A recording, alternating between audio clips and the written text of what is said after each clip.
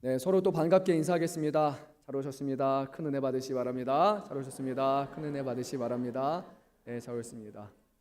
네, 요 앞자리 명당 맞죠? 바람 싹 불어가지고 그렇죠? 명당이죠? 아우 좋습니다. 네, 시원한 자리 됐습니다. 너무 바람이 많이 분다 그러면 얘기해 주세요. 추울 수도 있습니다. 계속 앉아 계시면 보니까 요 자리가 이제 좀 탐나는 자리가 됐다는 제가 소식을 또 전달받았습니다.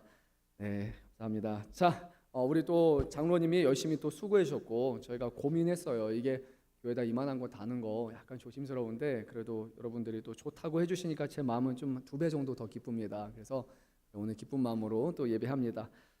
여러분 혹시 개인적으로 어떤 단체나 이런 걸 통해서 이렇게 후원하는 일을 지속적으로 하고 계신 분 계십니까?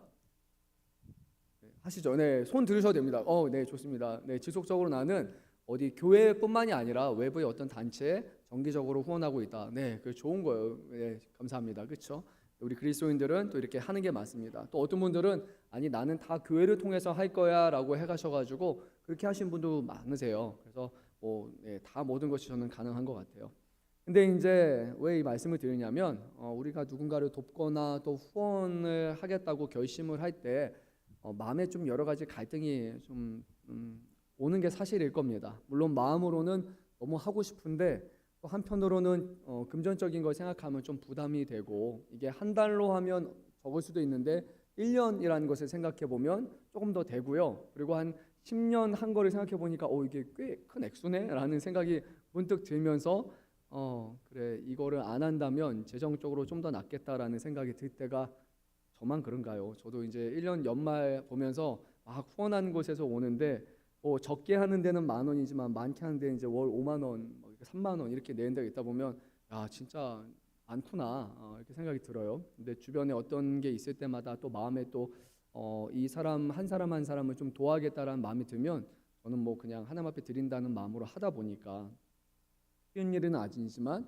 그래도 우리 인간적으로 그런 마음이 좀 들 때가 있다는 거예요. 근데 오늘 사도 바울은요 놀랍게 우리가 드리는 헌금과 우리가 구제의 일을 위해서 사용하는 다양한 그 드리는 예물에 대해서 뭐라고 말하냐면 이것은 하나님이 받으실 만한 향기로운 제물이고 하나님을 기쁘시게 한 것이다라고 말씀을 합니다. 여러분들이 교회 안에서 하는 예물 헌금 드리는 모든 것이 하나님이 받으실 만한 향기로운 제물이다. 하나님을 기쁘시게 한 것이다라는 그 말이 저와 여러분에게 큰 위로가 되었으면 좋겠습니다. 우리가 그리스도 안에서 한 헌신과 나눔, 물질적인 어떤 수고는 단순히 선행으로 끝나는 것이 아니라 하나님 앞에 드려지는 예배이고 향기로운 제물이다라고 오늘 성경은 말씀합니다. 그리고 이어지는 말씀을 끝부분을 보게 되면 하나님은 그러한 수고스러운 삶을 끝까지 지속하는 사람들의 삶 가운데 반드시 응답하시겠다라는 약속 또한 우리에게 주십니다. 그래서 오늘 말씀에서는요 우리가 드리는 예물 또 헌신이라는 부분을 우리가 성경적으로 한번 잘 살펴보는 시간을 갖도록 하겠습니다.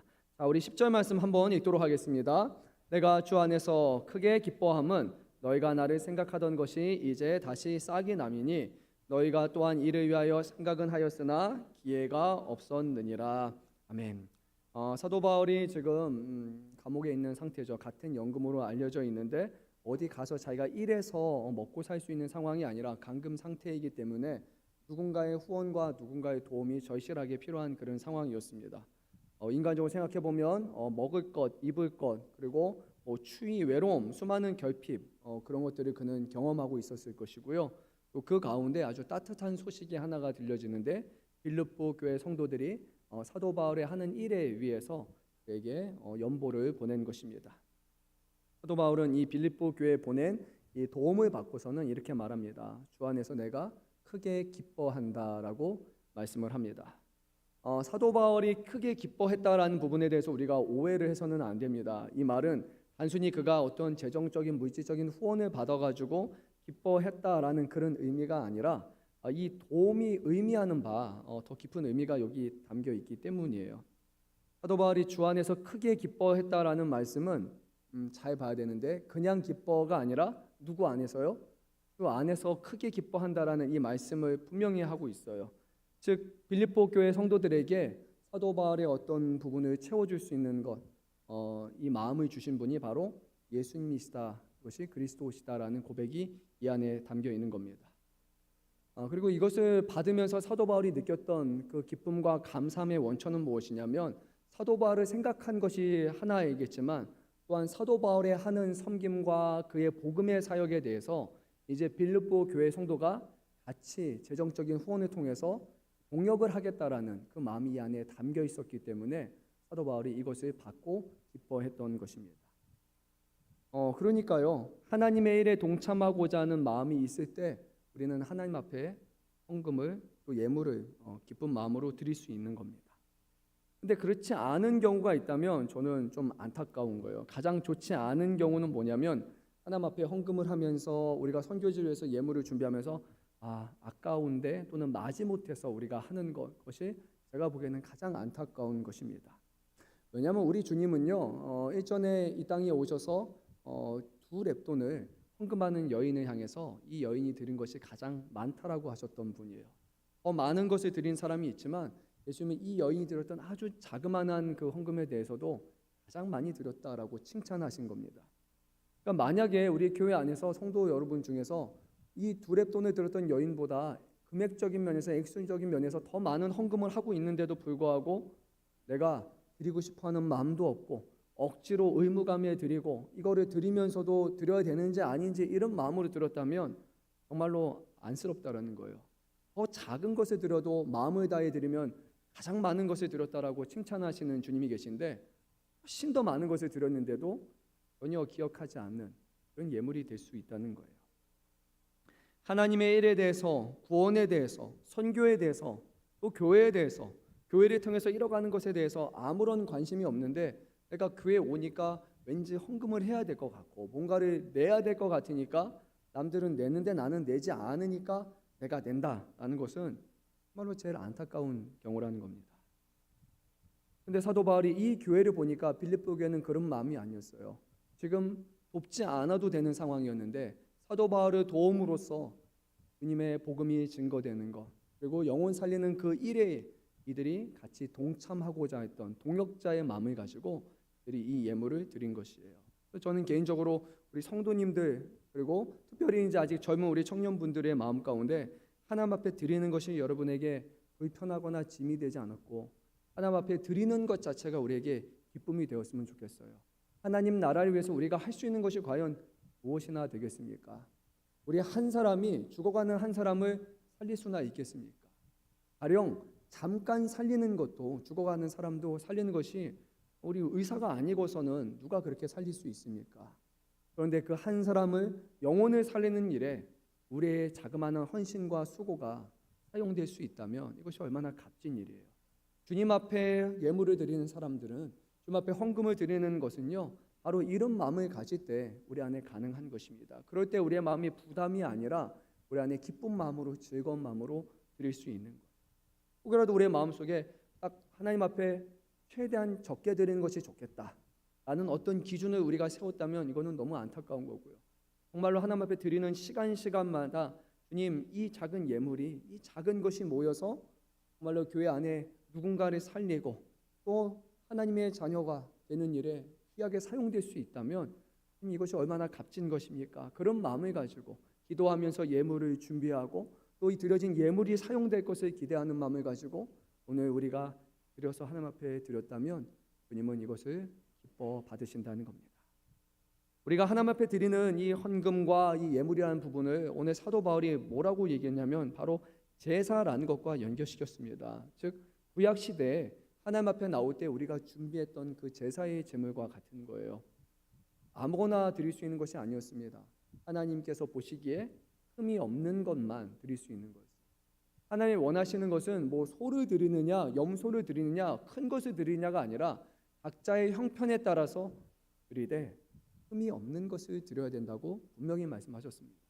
많은 것을 드릴 수 있는 사람은 소를 드릴 수도 있고 누구는 양을 드릴 수도 있지만 정말로 나는 가진 형편이 없어가지고 그럼 내가 뭐 새, 비둘기 이런 걸 드려야 된다면 괜찮은 거예요. 그런데 그거를 하나님 앞에 아무거나 가져와서 드리는 것이 아니라 그것을 잘 준비하고 흠이 없고 하나님께서 받아주실 것을 기대하면서 하나님 앞에 드리는 제사라는 것을 기대하면서 준비한 그것을 하나님은 기뻐 받으신다고 말씀하신 겁니다. 근데 물론 오늘 우리가 드리는 이 제사는요, 우리가 드리는 헌금은 그냥 구약의 제사하고는 좀 다릅니다. 왜냐하면 우리가 드리는 것은 실제로는 제사 제물을 드리는 게 아니잖아요. 오늘 우리가 하나님 앞에 나와서 예배할 때 제사가 사라졌다라고 생각되지만 실제로 히브리서 말씀을 보게 되면 더 큰 제사가 이미 드려졌기 때문에 우리가 제사의 제물을 드리지 않아도 되는 거예요. 누가 희생 제물이 되셨습니까? 누가 제사의 제물이 되셨습니까? 예수님께서 단번에 드리시는 영원한 제물이 되셨기 때문에, 그래서 오늘 우리가 따로 희생 제물을 준비하지 않아도 되는 거예요. 그러니까 우리가 지금 하나님 앞에 드리는 것은 예수 그리스도가 하나님 앞에 드려지는 것이에요. 그러니까 우리는 과거의 사람들이 과연 상상조차 할 수 없었던 훨씬 큰 것을 하나님 앞에 드릴 수 있는 삶이 되었다는 겁니다. 다만 감사함으로 주님 앞에 나올 때 하나님께서는 이것을 받아주십니다. 근데 인간적으로 볼 때 오해할 수도 있을 것 같아요. 그래서 사도 바울이요, 뒤에 이어서 이렇게 말합니다. 너희가 보내준 것에 내가 감사하고 기뻐하는데 내가 이 돈을 받아가지고 이게 있어가지고 내가 기쁜 게 아니다. 그래서 사도 바울이 뭐라고 얘기하냐면 나는 어떤 형편이든지 자족하기를 배웠노라 라고 얘기합니다. 없어도, 도움이 없어도 나는 어떤 상황 가운데서도 주신 것으로 만족하며 또 주신 것으로 그냥 살아가는 것, 또 주신 것이 하나님의 주신 것으로 충분하다라는 그런 마음을 가지고 나는 그 일을 하는 사람이다. 늘 그런 마음을 가지고 했던 것이다. 어쩔 때는 더 많은 것이 주어졌고 어떨 때는 너무 없어서 정말 아무것도 사용할 수 없었겠지만 그럼에도 불구하고 하나님이 주신 것으로 만족하고 그것으로 일을 감당했다라고 얘기합니다. 교회 안에서 어떤 재정이라는 부분에서도 동일한 겁니다. 하나님이 주신 만큼 우리는 할 수 있는 거예요. 그 이상의 것을 할 수는 없잖아요. 때로는 그 재정의 상황이나 그런 부분이 좀 어렵다면 그냥 어려운 상황 가운데 맞춰서 하는 겁니다. 그것이 바로 자족하는 모습입니다. 사도 바울은 12절에서 이렇게 말합니다. 비천에 처할 줄도 알고 풍부에 처할 줄도 알았다. 어려울 때도 있었고 풍요로울 때도 있었다. 모든 일 곧 배부름도 있었고 배고픔도 있었고 풍부와 고품에 처하는 모든 일체의 비결을 나는 다 배웠다라는 말을 통해서 하나님이 주신 것이 충분하다라는 그런 삶의 고백을 하고 있는 겁니다. 이것은 교회에게 주시는 그런 의미도 있겠지만 2차적으로 본다면 우리 주님을 믿는 성도 한 사람 한 사람이 이 세상 가운데 살아야 되는 그런 재물관에 관한 말씀이라고 적용해 볼 수도 있어요. 하나님의 일을 감당함에 있어서 또 우리가 이 땅에 살아감에 있어서 늘 풍부한 삶은 아니잖아요. 어쩔 때는 정말로 돈이 없어서 궁핍에 처하는 상황도 있습니다.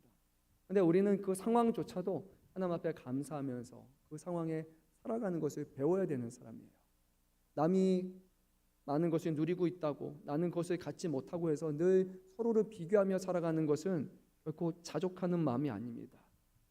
11절에서 말하는 자족이란 혼자 먹고 살기에 충분한 돈이 있을 때 자족한다는 의미가 아니라 어떤 상황에서도 하나님 앞에 불평하거나 원망하지 않고 주시는 것에 감사하면서 그 삶의 상황에 맞춰서 살아가는 것, 그것이야말로 여기서 말하는 자족을 의미하기 때문입니다. 그리고 이 모든 것을 말한 다음에 우리 너무나 잘 아는 말씀이죠. 사도 바울이 결론적으로 이렇게 말을 합니다. 우리 13절 말씀을 한번 읽도록 하겠습니다. 내게 능력 주시는 자 안에서 내가 모든 것을 할 수 있느니라. 아멘. 이 13절의 말씀이 종종을 좀 넘어서 좀 많이 오용되기도 합니다. 그냥 힘 주시면 내가 모든 것을 할 수 있다라는 그런 긍정적인 사고를 반영한 그런 말처럼 오용되는 것 같아요. 근데 그렇지 않습니다. 사도 바울이 쭉 얘기한 내용을 보게 되면 어떤 일체의 어려운 형편과 배고픔과 풍부와 궁핍과 그 모든 상황 가운데서도 나는 내게 능력 주신 자 안에서 모든 것을 다 할 수 있었다라는 그의 삶의 고백이 되는 것입니다. 여러분들은 어떠십니까? 재정적으로 좋을 때도 있고 지금 우리 대한민국의 경제가 좀 어렵다고 하죠.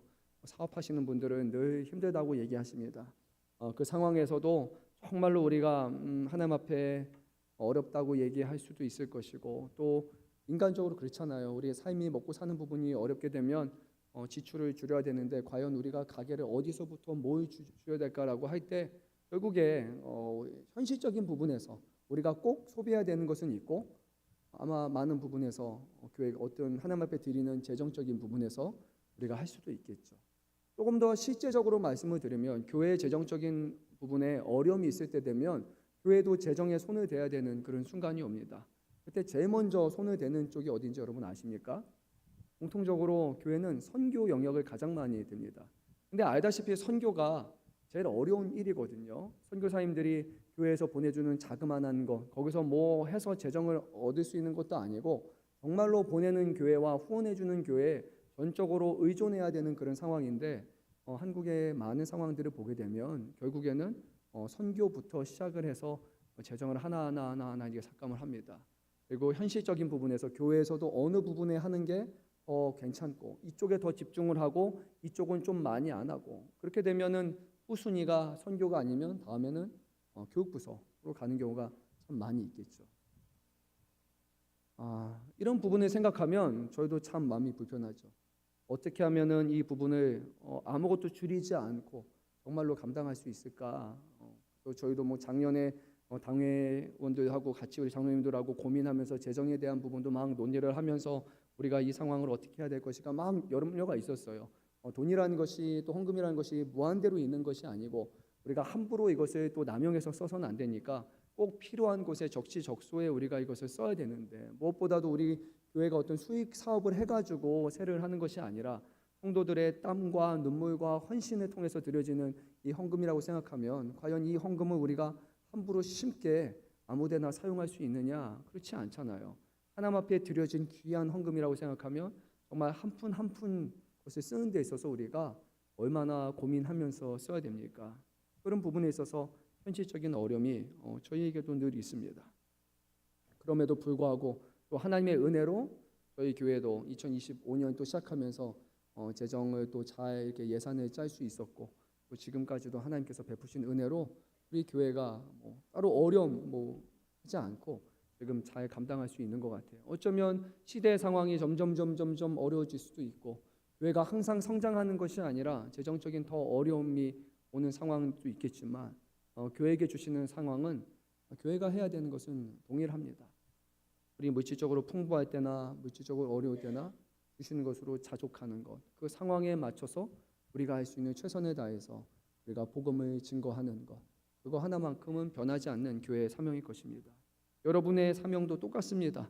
주님이 주시는 그 상황이 배부를 때나 굶주릴 때나 부할 때나 가난할 때나 예수님 안에서 만족함, 자족함을 경험할 수 있다면 우리는 주변 사람들이 뭐라고 하는지가 아니라 하나님과의 관계 속에서 우리에게 주시는 재정을 잘 정비하면서 살아갈 수 있는 거예요.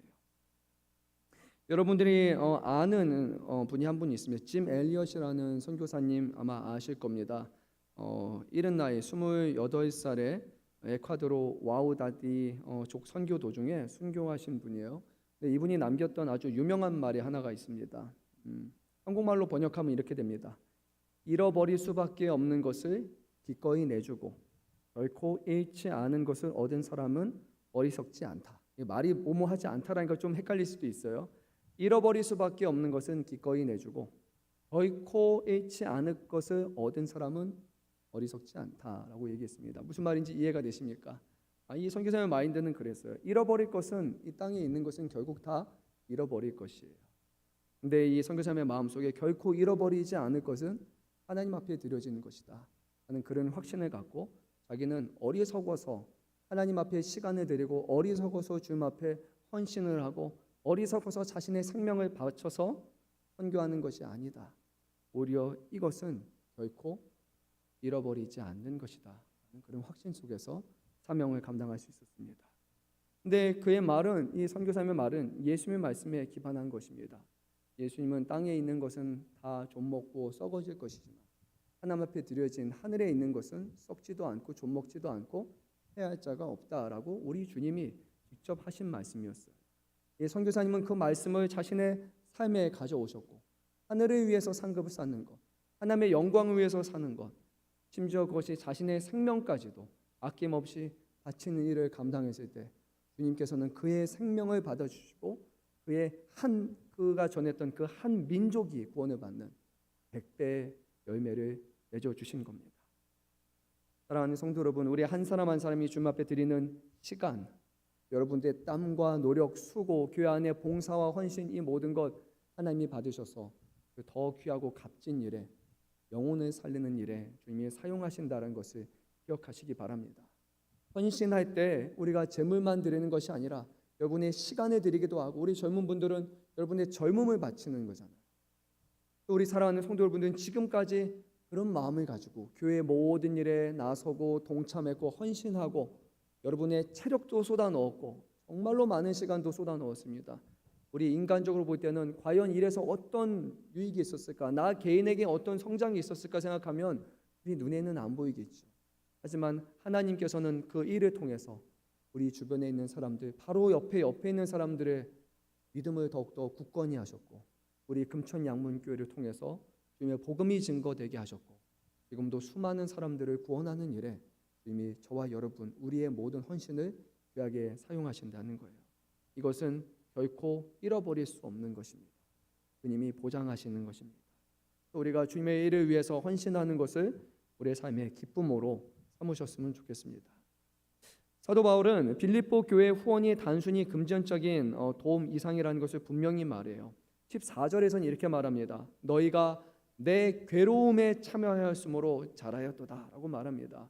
그러니까 연보를 하는 것, 헌금을 하는 것은요 인간적으로 보면 괴로움에 참여하는 거예요.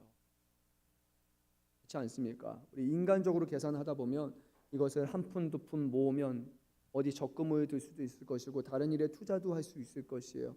근데 그것이 아니라 우리에게 괴로움이라고 하려면 우리의 삶에 어느 정도의 희생이 필요한 거잖아요. 그런데 사도 바울은 이것을 잘하였도다 라고 얘기를 합니다. 사도 바울이 복음의 시초에 15절 말씀을 보게 되면 마게도냐를 떠날 때 주고받은 내 일에 참여한 교회가 너희 외에 아무도 없었느니라고 할 만큼 이 복음의 일에 물질적으로 재정적으로 후원하는 교회는 없었습니다. 누구도 자신의 갖고 있는 재물을 그런 일을 달거하지는 않았어요. 복음이 중요한 것은 알아요. 영혼 구원하는 것이 귀한 것임은 알아요. 그런데 누구든 선뜻 그것을 할 수 있는 것은 아니에요. 그런데 이 교회는 어려운 중에서도 궁핍한 상황 가운데서도 사도 바울을 통해서 이뤄가시는 하나님의 역사를 자신의 마음에 품었습니다. 선교를 통해서 하나님이 영혼을 구원하실 것을 그들은 소망하였기 때문에 그 괴로움에 이들이 같이 자발적으로 나서서 동참을 했던 것입니다. 우리 마음속에 괴로움까지도 감당하고자 하는 그런 명확한 확신이 없다면 우리가 먹고 사는 부분에 있어서의 희생이 있을 것이라는 우리의 삶의 재정적인 피해가 갈 것이라는 그런 인식이 없다라면 그 정도까지 우리가 하나님의 일을 기뻐한다라는 그런 확신이 없다면 우리는 하나님 앞에 기꺼운 마음으로 즐거운 마음으로 예물을 드릴 수 없을 겁니다. 단순히 우리가 하나님 앞에 드리는 예물은 복을 받기 위한 수단이 아니라 이것은 고난에 동참하는 것이고 그리고 그 고난을 통해서 예수님이 당하시는 그 고난에 우리도 간접적으로나마 동참하는 희생이 이 예물 안에는 분명히 담겨 있습니다. 더 나아가서 사도 바울은 18절에서 이는 받으실 만한 향기로운 제물이요 하나님을 기쁘시게 한 것이라 라고 말씀합니다. 그래서 이 세 절의 말씀을 보면은 단순한 재정 후원이 아니라 고난 중에서도 함께하는 교제였고 복음의 동역이었고 그리고 함께 드리는 제사라는 것을 분명히 우리에게 말씀합니다. 우리 다시 한번 18절 말씀을 읽어보도록 하겠습니다. 내게는 모든 것이 있고 또 풍부한지라 에바브로디로 편에 너희가 준 것을 받음으로 내가 풍족하니 이는 받으실 만한 향기로운 제물이요 하나님을 기쁘시게 한 것이라. 아멘. 사도 바울에게 전달된 것이 얼마나 많은 것이어서 그가 풍부하다고 느꼈을까요? 그런 고백은 아닐 겁니다. 재정적인 후원이 많아서 풍부하다는 것이 아니라 일체의 모든 것을 다 배울 수 있는 비결이 있었기 때문에 그것이 무엇이든지 그는 다 풍부하다고 감사함을 표현하고 있는 거예요. 그런데 더 나아가서 그들의 후원을 향기로운 제물이요 하나님이 기뻐 받으실 만한 것이라고 분명히 말씀합니다. 그 향기가 하나님 앞에 올라가는 것처럼 하나님이 직접 드시는 것이 아니라 우리가 준비한 아벨의 제사와 같이 하나님 앞에 준비한 것을 기뻐 받으시고 흠양하시는 것과 같이 오늘 우리가 드리는 헌신과 나눔 이 모든 것은 사람에게 드려지는 것이 아니라 하나님 앞에 드려지는 것임을 우리는 기억해야 됩니다. 우리의 작은 정성, 기도, 후원, 시간, 수고, 이 모든 것이 하나님 앞에 향기로운 예배라는 거예요. 이 자리에 와서 우리가 참여하는 것이 예배가 아니라 하나님 앞에 드리는 모든 것은 예배가 됩니다. 말씀을 준비하면서 좀 예전에 오래된 자료를 제가 한번 좀 보게 됐습니다. 한국 기독교와 여성이라는 곳에 보게 되면 1900년대 초에 한국 교회가 아직 미약하던 때 그 시절에 그 당시에 이 교회를 세운 데 있어서 정말로 큰 도움이 됐던 그런 여성 성도들에 관한 그런 이야기가 있습니다. 권서라고 여러분 혹시 들어보신 적이 있는지 모르겠습니다. 저도 처음 들어봤었는데 이런 분이더라고요. 성경을 들고 다니면서 이렇게 복음을 전하시는 분이었는데 그때 정말로 가난하신 여성 성도분들이 많았는데 그분들이 며칠씩 걸어다니면서 말씀을 전하시고 정말 없는 상황에서도 한 푼 두 푼 작은 돈을 다 모았고 그리고 실제로 이 많은 돈들이 작은 돈인데 정말로 모여져서 초대교회 우리 한국에 있는 교회를 세우는데 큰 도움이 됐다고 합니다. 대표적인 인물이 누구냐면 평양대부흥을 이끌었던 길선주 목사님을 도왔던 박씨 권서라고 알려진 분이세요. 이분은 글도 못 읽는 분이셨어요. 근데 이분은 장터에서 뭐 성경을 이렇게 전하고 복음을 전하기도 하고 막 작은 수익을 내 가지고 그것을 다 모아 가지고 전도와 교회 개척에 바쳤고 그것을 통해서 지금 100년이 지난 우리 대한민국에는 어디 모르겠어요. 한 블럭 지나면 교회가 있을 정도로 이렇게 수많은 교회가 세워지게 된 것입니다. 이 박씨 권서님을 비롯한 다양한 분들의 섬김은 단순히 헌금이 아니라 재정을 드린 것이 아니라 재물을 드린 것이 아니라 하나님 앞에 드려지는 향기로운 삶의 제물이었다는 것을 우리는 지금도 기억해야 합니다. 우리 마지막으로 19절 말씀을 한번 읽어보도록 하겠습니다. 나의 하나님이 그리스도 예수 안에서 영광 가운데 그 풍성한 대로 너희 모든 쓸 것을 채우시리라. 아멘. 사도 바울은 이렇게 선언합니다. 하나님이 너희 모든 쓸 것을 풍성하게 베풀어 주실 것이라고 말합니다. 하나님은요 풍성하신 하나님이에요. 가진 것이 부족해서 주실 것이 없는 가난한 하나님이 아닙니다. 세상의 모든 것을 주관하시는 하나님이시기 때문이에요. 그리고 그 하나님께서 하나님의 일에 헌신하는 사람들에게 우리에게 필요한 것들을 우리가 지금 있어야 될 것을 다 채워주시는 하나님이시다라고 그렇게 말합니다. 지금 하나님 앞에 드린 것 하나님이 그것보다 훨씬 더 풍성하게 갚으실 것이다 라고 말해요. 단순히 우리가 기브앤 테이크나 하나님 앞에 이만큼을 줬더니 나중에 막 이렇게 어마어마하게 이것이 불려져가지고 더 많은 것을 받았다라는 투자 개념 그런 것이 아닙니다.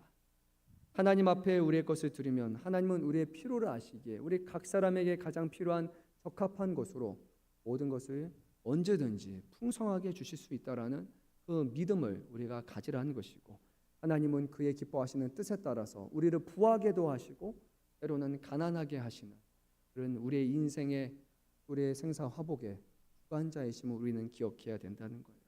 하나님 앞에 아낌없이 드릴 수 있다면 하나님 앞에 드리는 것에 대해서 우리가 아까워하거나 그렇지 않는다면 주는 자가 먼저 하나님의 복을 받게 될 것이고 하나님의 풍요함을 맛보는 일이 일어날 것이라고 오늘 사도 바울은 확신을 갖고 얘기합니다. 그래서 마지막에 20절에서 우리 하나님 아버지께 세세 무궁토록 영광을 돌리지어다 라고 말함으로써 그것이 하나님 앞에 드려진 것이고 이 모든 헌신의 중심에 하나님께 영광 돌림이 있어야 된다고 말씀합니다.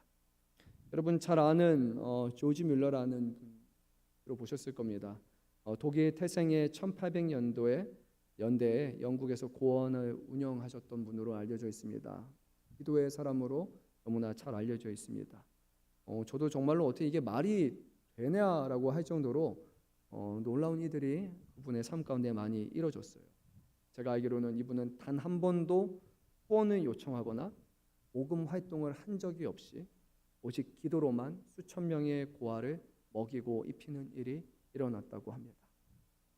생각해보면 한편에서는 이 조지 뮬러의 간절한 기도가 있었을 것이고 그런데 없던 돈이 생기는 것은 아니에요.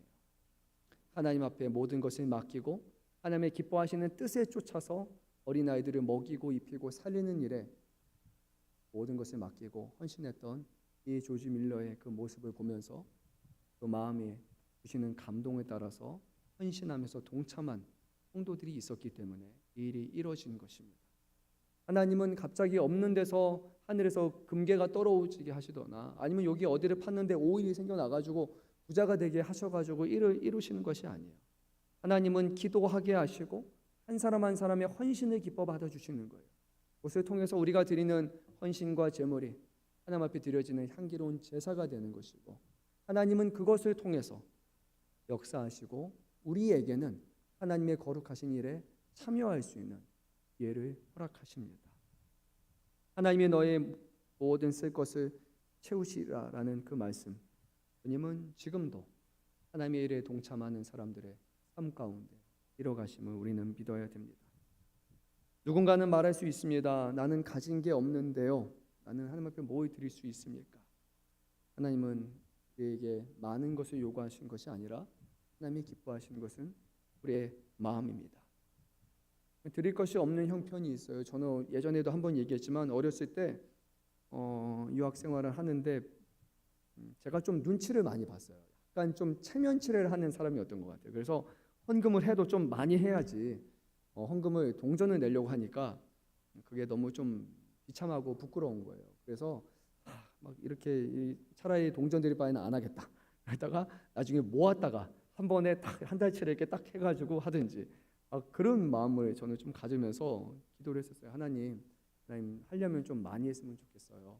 적게 해가지고 막 딸랑딸랑 이런 소리가 나거나 100원, 200원 막 그래가지고 그게 아니라 하나님 정말로 많은 것을 드릴 수 있었으면 좋겠어요. 지금 돌아보면 그 하나님 앞에 그런 마음으로 제가 기도할 수 있었던 것이 너무나 감사해요. 왜냐하면 점점 나이가 더해 갈수록 이제 우리가 벌이가 생겨가면서록 하나님 앞에 드리는 것이 감사가 아니라 이제는 어느 순간을 기점으로 해서 이것이 좀 많은 게 아닌가, 이것이 좀 아까운 것이 아닌가라는 그런 인간적인 생각이 그 안에 들어올 때가 분명히 있거든요.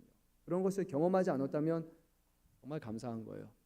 저와 같은 사람은 이런저런 생각이 많다 보니까 이것은 좀 과한가, 이것은 좀 적은가라는 그런 인간적인 딜레마가 저에게도 찾아왔던 그런 시간이 있는 거예요.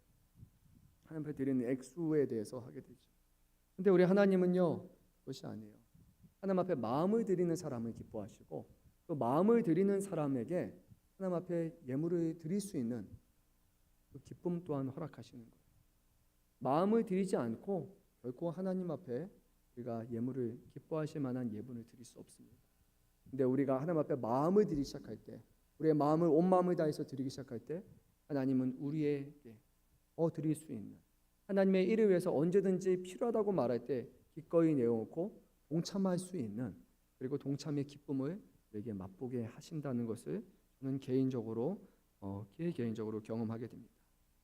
그래서 오늘 우리가 염려할 것은 하나님 뭐를 드려야 됩니까? 얼마만큼을 드려야 됩니까? 라는 것이 아니라 오늘 나의 작은 것도 하나님 앞에 드릴 수 있기를 바라고, 하나님이 허락하신다면 하나님의 나에게 은혜를 베풀어 주셔서 하나님의 나에게 복을 주셔서 더 많은 것을 허락하신다면 아까워하지 않고 그때도 변함없는 마음으로 즐거운 마음으로 하나님 앞에 헌신할 수 있는 사람이 되게 해주십시오. 우리가 그렇게 기도로 하나님 앞에 나아간다면 주님은 우리의 믿음을 들어 역사하여 주시고 하나님 앞에 더 드릴 수 있도록 허락하시고 우리에게 더 풍요롭고 더 기쁘고 복된 삶을 누리며 살게 하실 줄로 믿습니다. 우리의 삶 가운데 하나님 앞에 작은 것부터 전심을 다해서 드리는 시작을 하면 좋을 것 같아요. 물질만이 아니라 한 주간에 여러분 생각하면서 하나님 앞에 기도의 시간도 드렸으면 좋겠어요. 새벽의 시간 일주일에 하루 정도 드리고 싶다. 금요 기도하는 시간을 정해서 드리겠다. 너무 귀한 일이에요. 하나님의 말씀을 집중적으로 보는 시간, 그것을 통해서 하나님을 기쁘시게 하겠다. 복음 전도를 내가 작은 시간이지만 한 번에 몇 시간 못하면 정말로 하루에 몇십 분이든 그렇게 해서 나는 복음 전도를 하겠다. 일주일에 1시간이라도 나는 이 일에 하나님 앞에 드려보겠다. 우리의 것을 하나님 앞에 드리는 시작을 할 때 더 많은 것을 드릴 수 있고 더 많은 것을 공급받고 채워지는 하나님의 복 주심을 우리는 경험할 수 있습니다. 하나님은 가난하신 하나님이 아니라 우리의 것을 필요로 하시는 분이 아니라 우리에게 후히 주시는 아버지이심을 우리 모두 기억하시면서 하나님 앞에 믿음으로 헌신하는 삶을 살아가시고 살아 계신 하나님께서 우리의 삶을 채워주시고 풍요롭게 하시는 그 은혜를 경험하시는 저와 여러분 되시기를 주님의 이름으로 축원합니다. 우리 찬양 같이 했으면 좋겠어요. 오늘 후렴만 했었는데 위대하신 주